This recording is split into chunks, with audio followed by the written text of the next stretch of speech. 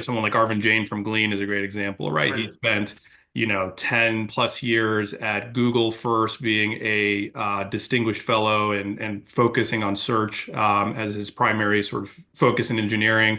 Then he helped co-found Rubrik, which is a deep data infrastructure company.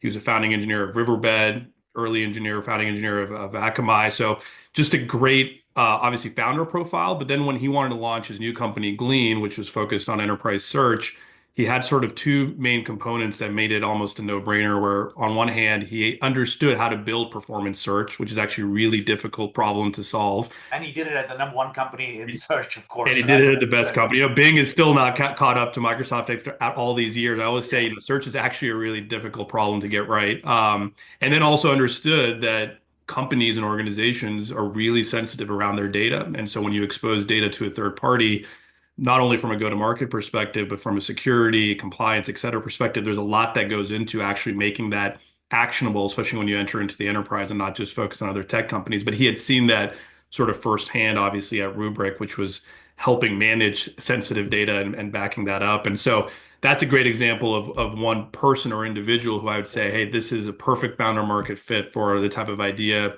that he ended up pursuing. One company that I was not personally involved with, but I remember pitching at Lightspeed, and we kind of had a similar reaction, was Max from Fair. So Max was very early on at a company called Square, obviously, which a lot of us know, sort of SMB payments focused company.